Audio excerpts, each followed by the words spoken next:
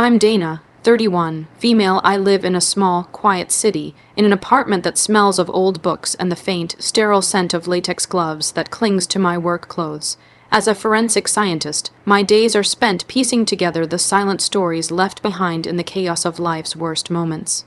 It's a job that requires precision, detachment, and an unwavering focus on the facts.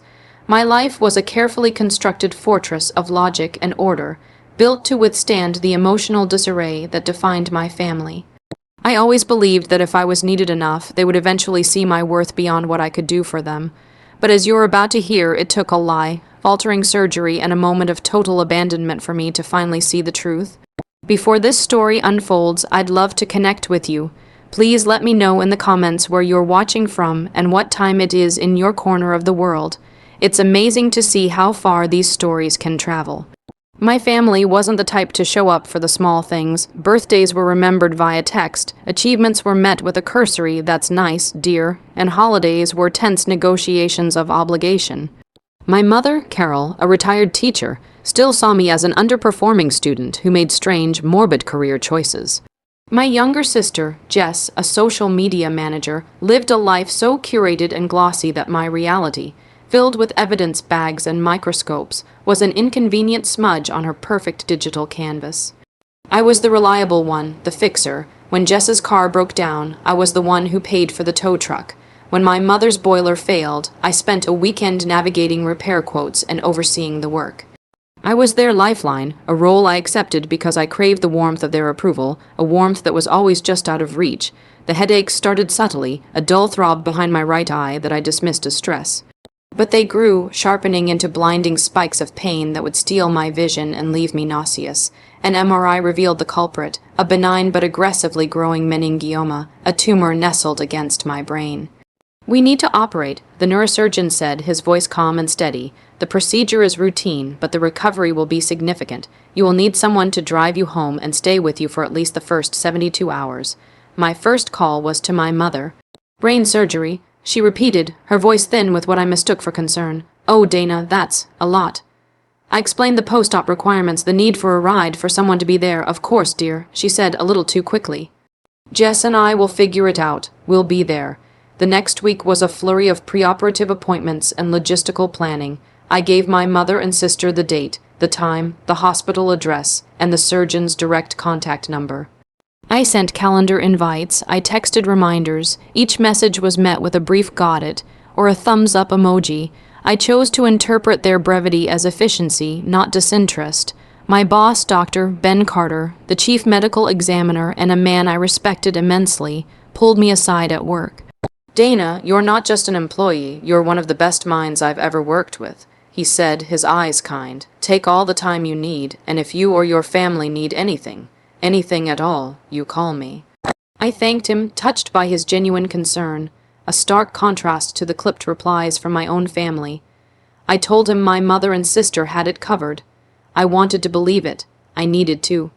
The night before the surgery, I laid out comfortable clothes for the ride home, packed a small bag, and texted my mom and Jess one last time. "See you tomorrow, love you." The reply from Jess was a single heart emoji. It felt hollow, but it was something. I clung to it as they wheeled me into the operating room, a fragile token of a love I was still trying to earn. The world swam back into focus in pieces. A rhythmic beeping, the starchy smell of hospital linens, a soft, fuzzy ache that encompassed my entire head. A nurse with a kind face was checking my vitals. "Welcome back, Dana." She smiled. "The surgery went perfectly. The doctor will be in to talk to you soon." Relief washed over me, so potent it almost made me cry. I had made it through. Now, all I wanted was to see my family. I looked at the clock on the wall. 2:00 p.m. The surgery had taken 6 hours. They said I'd be in recovery for a few hours before being moved to a room and then discharged in the early evening, as long as everything was stable. My mom and Jess would be in the waiting room, I thought, probably anxious and drinking bad coffee. I asked the nurse if she could let them know I was awake. "Of course, sweetie," she said. "Your discharge is scheduled for 6:00 p.m. We just need to make sure the person driving you home gets the post-op care instructions." The hours crawled by. 3:00 p.m., 4:00 p.m. No one came. I started to feel a knot of anxiety tighten in my chest. I asked the nurse again. "I paged the waiting room an hour ago." She said, her smile a little more strained this time. No one came to the desk. Do you want to try calling them? My hands trembled slightly as I reached for my phone. The surgical cap was gone, replaced by a soft white bandage that felt bulky and foreign. I dialed my mother's number first. It rang and rang before clicking to voicemail. "Hi, you've reached Carol. Leave a message."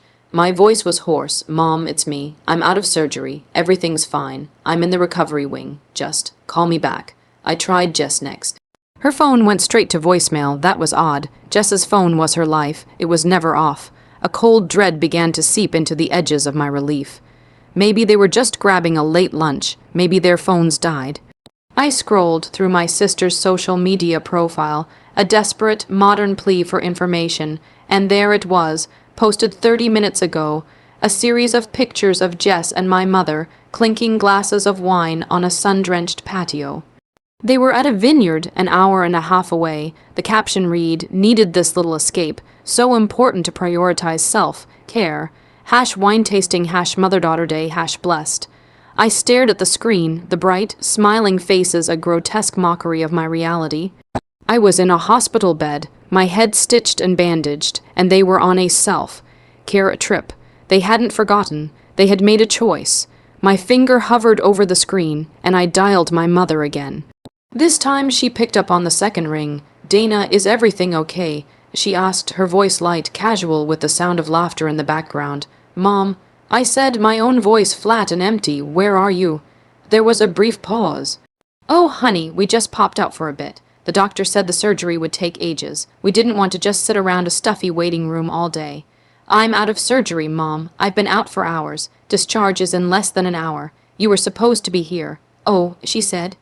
The word was a flimsy shield. Well, Jess had this tasting booked for weeks. It was non-refundable. We just got a little sidetracked. We can't make it back in time to get you now. Can't you just take a cab? A cab. After brain surgery, the casual cruelty of it stole my breath. No.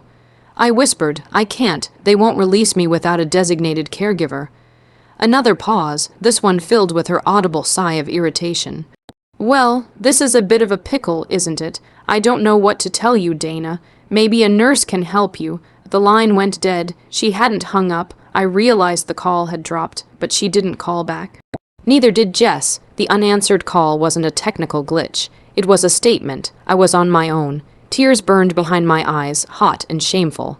I had survived major surgery only to be felled by a text message and a phone call. The nurse, a woman named Maria, returned to my bedside, her expression shifting from professional concern to genuine empathy as she saw the look on my face. "Honey, what's wrong?" she asked softly. I couldn't bring myself to say the words. To admit that my mother and sister had abandoned me for a wine tasting. It felt too pathetic, my ride. I stammered, my voice thick. They can't make it. Maria's lips thinned. She had seen this story before.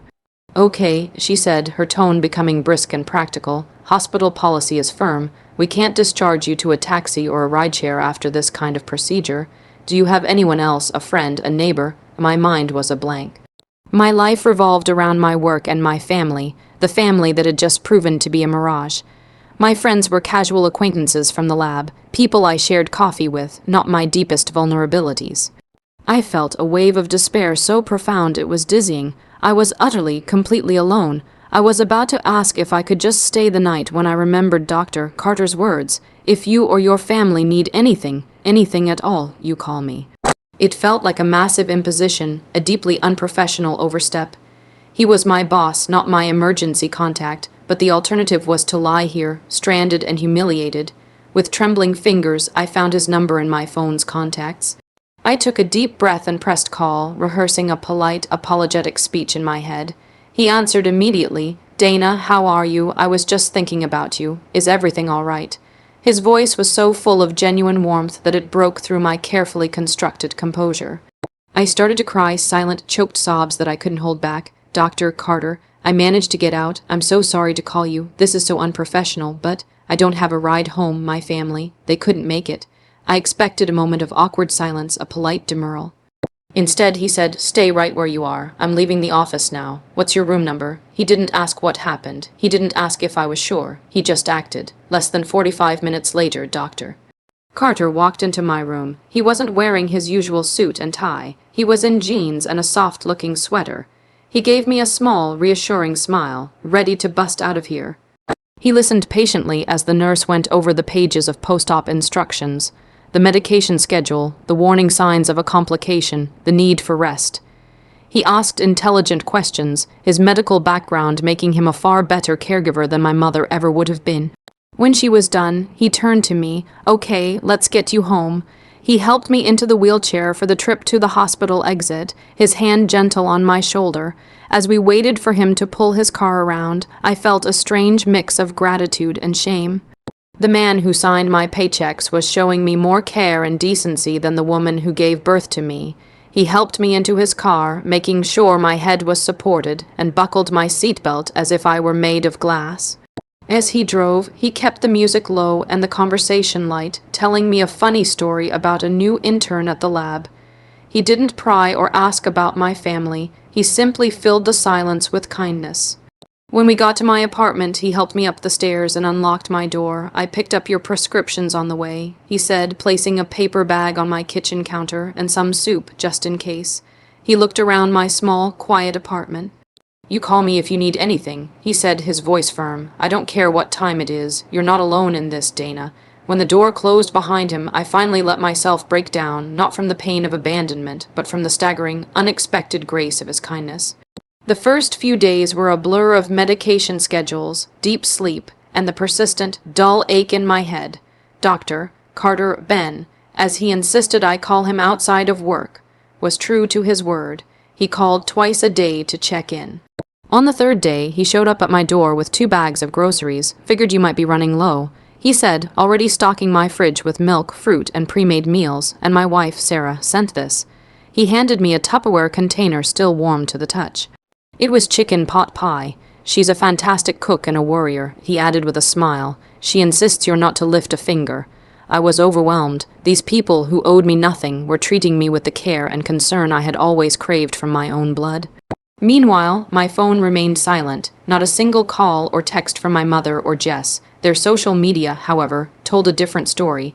Jess had posted a carousel of images from their glorious day at the vineyard, followed by a post about a fabulous brunch the next day. There was no mention of me, no hint of a family member undergoing a serious medical procedure. It was as if I didn't exist. The hurt was a physical thing, a cold weight in my chest that had nothing to do with the surgery. Recovery was slow and non-linear. There were days of progress, where the fog in my brain would lift, and days of frustrating setbacks, where simple tasks felt monumental. Through it all, Ben was a constant, steady presence. He would stop by after work, sometimes with his wife Sarah, a warm, bubbly woman who treated me like an old friend. They would help me with laundry, make me tea, or just sit with me and watch a movie. They never spoke of my family, and for that, I was grateful. Their quiet support allowed me the space to process the betrayal without having to perform my grief for an audience.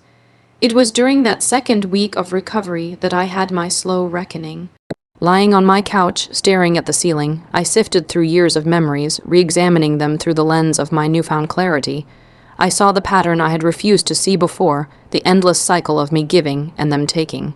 The emergencies that only I could solve, the transactional nature of their affection. I had been their convenient utility, not their daughter or sister. The brain surgery hadn't been an isolated incident. It was just the most blatant, undeniable proof of a truth that had been there all along. The anger came later, a slow, simmering burn that replaced the hurt. It wasn't a fiery, explosive rage, but a cold, hard resolve. I had spent my entire life chasing the love of 2 people who were incapable of giving it. I had twisted myself into knots trying to be worthy of their attention. I was done. As my body healed, my mind did too. The fogginess from the anesthesia cleared, and with it, the fog of familial obligation.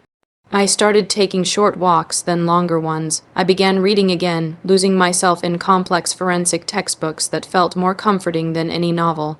I was rediscovering who I was without the constant, draining weight of their expectations. I was Dana, the scientist, the survivor, and I was finally realizing that my value was not determined by their validation, or lack thereof. I was whole on my own. The thought was terrifying, but it was also liberating. 4 weeks after my surgery, my phone buzzed with a text from my mother. It was the first communication I'd had from her since the day she left me stranded. The message read, "Hi honey, hope you're feeling better." The water heater at my place is making a weird noise. Could you come take a look at it this weekend? I stared at the message, a bitter laugh bubbling up in my chest.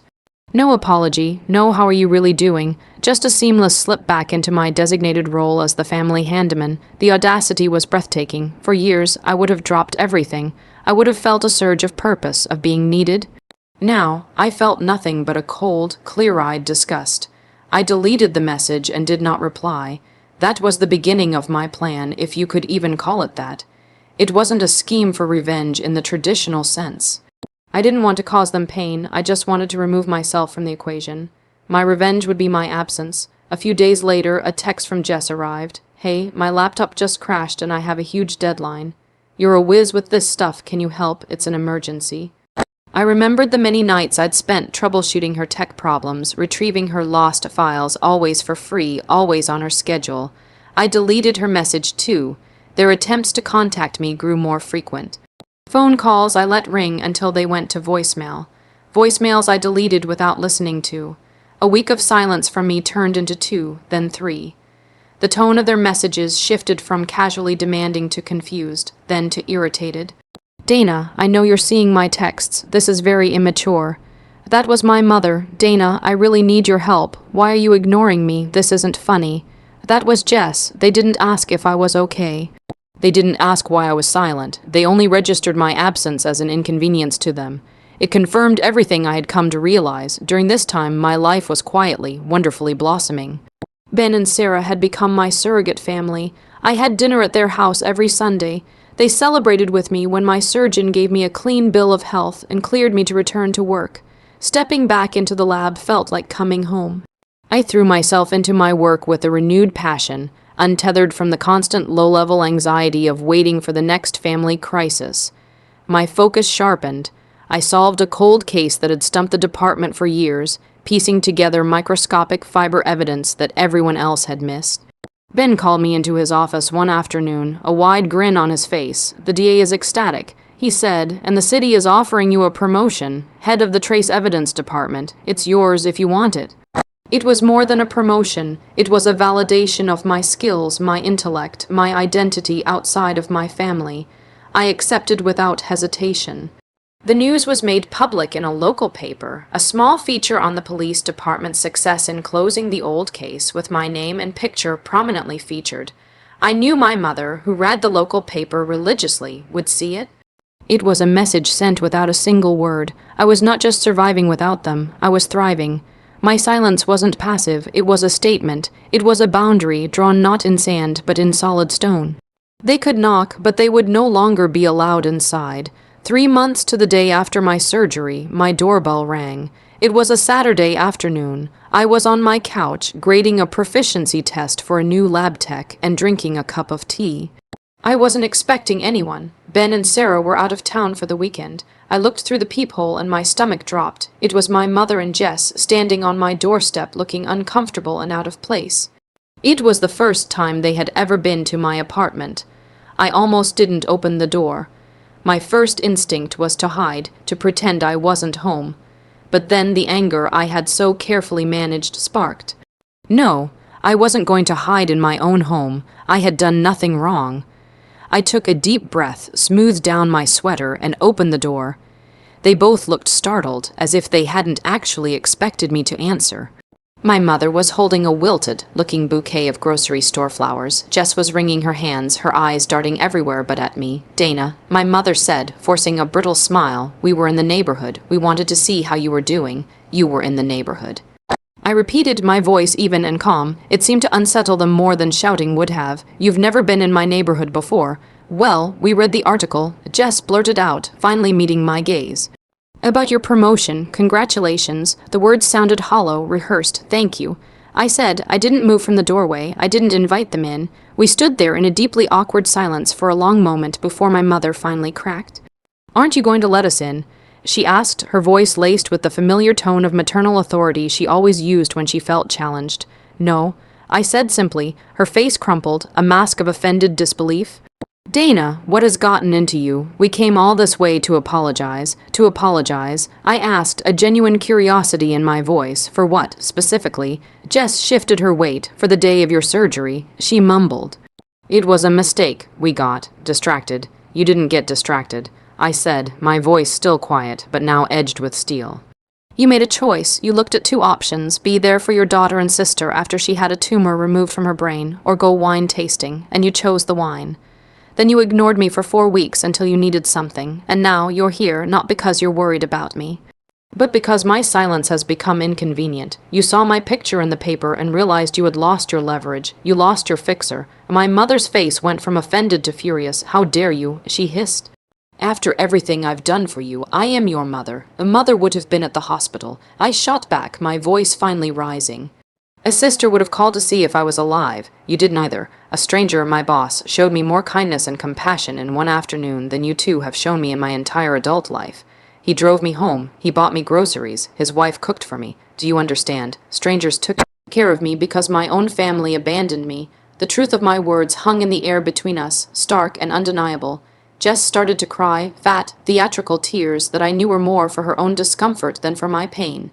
My mother was speechless, her mouth opening and closing like a fish. The wilted flowers in her hand seemed to mock her. I don't need your apology, I said, my voice dropping back to that calm, steady tone.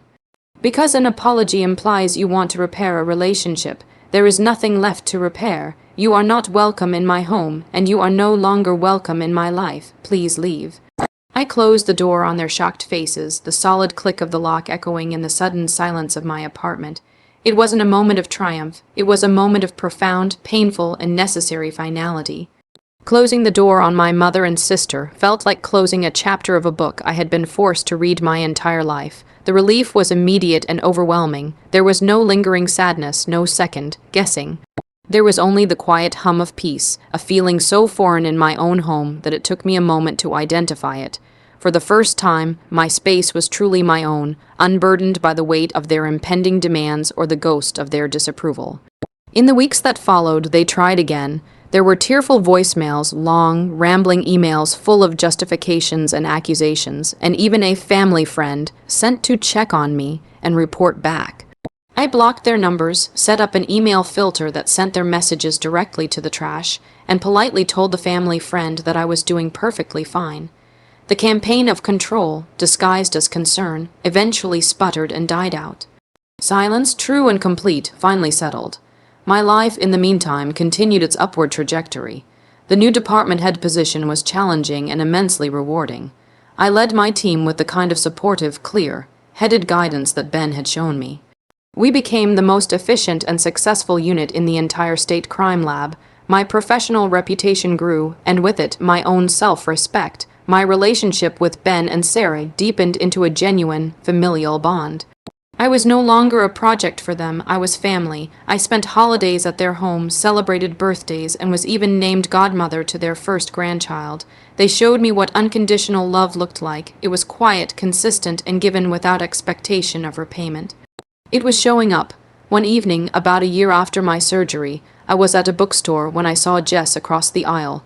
She looked different, thinner, with a strained expression that her carefully applied makeup couldn't quite hide. Our eyes met, and for a second I saw a flicker of the sister she used to be when we were children, before the world taught her that love was a currency. She took a step toward me, her mouth opening as if to speak.